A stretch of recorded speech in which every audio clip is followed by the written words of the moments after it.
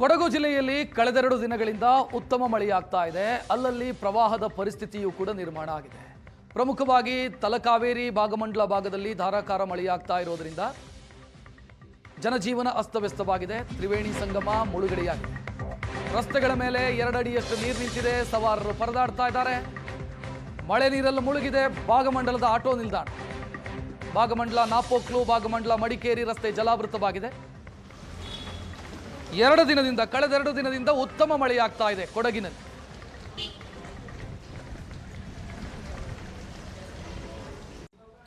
ಕೊಡಗು ಜಿಲ್ಲೆಯಲ್ಲಿ ಸುರಿತಿರುವಂತಹ ಮಳೆಯ ಪರಿಣಾಮವಾಗಿ ಈಗ ಕಾವೇರಿ ನದಿ ಮತ್ತೆ ಒಂದಷ್ಟು ಉಕ್ಕಿ ಹರಿತಾ ಇರುವಂಥದ್ದು. ಅದರಲ್ಲೂ ಕೂಡ ಭಾಗಮಂಡಲ ವ್ಯಾಪ್ತಿಯಲ್ಲಿರುವಂತಹ ತಲಕಾವೇರಿ, ಬ್ರಹ್ಮಗಿರಿ ಬೆಟ್ಟದ ಪ್ರದೇಶದ ವ್ಯಾಪ್ತಿಯಲ್ಲಿ ಸಾಕಷ್ಟು ಮಳೆ ಸುರಿತಿರುವಂತಹ ಹಿನ್ನೆಲೆಯಲ್ಲಿ ಈಗ ತ್ರಿವೇಣಿ ಸಂಗಮ ಮತ್ತೆ ಮುಳುಗಡೆ ಆಗಿದೆ. ನೋಡ್ಬೋದು ಇಲ್ಲಿಯ ಆಟೋ ನಿಲ್ದಾಣ ಆಗಿರ್ಬೋದು, ಹಾಗೆಯೇ ಇಲ್ಲಿರುವಂತಹ ಏನು ಭಾಗಮಂಡಲ ನಾಪೋಕ್ಲು ರಸ್ತೆ ಏನಿತ್ತು ಆ ರಸ್ತೆನೂ ಕೂಡ ಈಗ ಸಂಪೂರ್ಣ ಬ್ಲಾಕ್ ಆಗಿದೆ.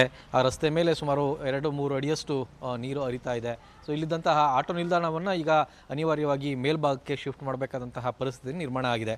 ಅಂದರೆ ಸಹಜವಾಗಿಯೇ ಇಲ್ಲಿಗೆ ಬರುವಂತಹ ಸ್ಥಳೀಯರು ಯಾರಿದ್ದಾರೆ ಅವರೆಲ್ಲರೂ ಕೂಡ ಅಯ್ಯಂಗೇರಿ, ಕೋರಂಗಲ ಆ ಭಾಗಕ್ಕೆ ಆಟೋಗಳು ಹೋಗಬೇಕು ಅಂತಂದರೆ ಸಹಜವಾಗಿ ಇಲ್ಲಿಂದನೇ ಹೋಗ್ತಾಯಿದ್ರು. ಹಾಗಾಗಿ ಇಲ್ಲಿ ಆಟೋ ನಿಲ್ದಾಣ ಇತ್ತು. ಆದರೆ ಯಾವಾಗ ಇಲ್ಲಿ ಸಾಕಷ್ಟು ನೀರು ತುಂಬಿಕೊಳ್ತೋ ಆ ಹಿನ್ನೆಲೆಯಲ್ಲಿ ಈಗ ಈ ನಿಲ್ದಾಣವನ್ನು ಮೇಲ್ಸೇತುವೆ ಏನಿದೆ ಮೇಲ್ಸೇತುವೆ ಒಂದು ಭಾಗಕ್ಕೆ ಶಿಫ್ಟ್ ಮಾಡಿರೋಂಥದ್ದು. ಆದರೆ ಇಡೀ ಭಾಗಮಂಡಲದ ಕೆಳಭಾಗ ಏನಿತ್ತು ಅದೆಲ್ಲವೂ ಕೂಡ ಸಂಪೂರ್ಣವಾಗಿ ಜಲಾವೃತ ಆಗಿದೆ.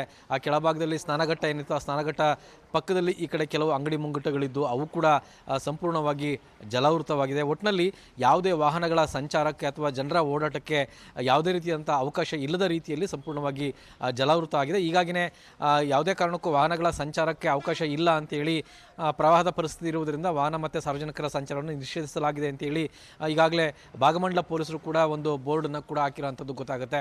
ಸೊ ವಾಹನಗಳ ಸಂಚಾರಕ್ಕೆ ಯಾವುದೇ ರೀತಿಯಂತಹ ತೊಡಕಿಲ್ಲ. ಮೇಲ್ಸೇತುವೆ ಇರೋದ್ರಿಂದ ಮೇಲ್ಸೇತುವೆಯ ಭಾಗದಲ್ಲಿ ಎಲ್ಲ ವಾಹನಗಳು ಕೂಡ ಅದು ಮಡಿಕೇರಿ ಆಗಿರ್ಬೋದು, ಭಾಗಮಂಡಲ ಆಗಿರ್ಬೋದು ಮತ್ತು ತಲಕಾವೇರಿ ಆಗಿರ್ಬೋದು ಎಲ್ಲ ಕಡೆಗೂ ಕೂಡ ಸರಾಗವಾಗಿ ವಾಹನಗಳ ಓಡಾಡಲಿಕ್ಕೆ ಯಾವುದೇ ಸಮಸ್ಯೆ ಇಲ್ಲ. ಆದರೆ ಈ ಭಾಗಮಂಡಲದ ಈ ಕೆಳಭಾಗದಲ್ಲಿದ್ದಂತಹ ಅಂಗಡಿ ಮುಂಗಟ್ಟುಗಳಾಗಿರ್ಬೋದು ಅಥವಾ ದೇವಾಲಯಗಳಿಗೆ ಬರ್ತಿದ್ದಂತಹ ಪ್ರವಾಸಿಗರಿರ್ಬೋದು ಅವರೂ ಕೂಡ ಸಾಕಷ್ಟು ಸಮಸ್ಯೆ ಆಗಿದೆ. ಒಟ್ಟಿನಲ್ಲಿ ಕೊಡಗಿನಲ್ಲಿ ಮತ್ತೆ ಮಳೆ ಸುರಿತಿರುವಂತಹ ಹಿನ್ನೆಲೆಯಲ್ಲಿ ಈಗ ಭಾಗಮಂಡಲದಲ್ಲಿ ಮತ್ತೆ ತ್ರಿವೇಣಿ ಸಂಗಮ ಭರ್ತಿಯಾಗಿದ್ದು ಒಂದು ರೀತಿಯ ಜನ ಜೀವನ ಅಸ್ತವ್ಯಸ್ತವಾಗಿದೆ ಅಂತಲೇ ಹೇಳ್ಬೋದು. ಕ್ಯಾಮ್ರಾಮನ್ ಪ್ರದೀಪ್ ಜೊತೆ ರವಿ ಎಸ್ ಹಳ್ಳಿ, ಏಷ್ಯಾನೆಟ್ ಸುವರ್ಣ ನ್ಯೂಸ್, ಕೊಡಗು.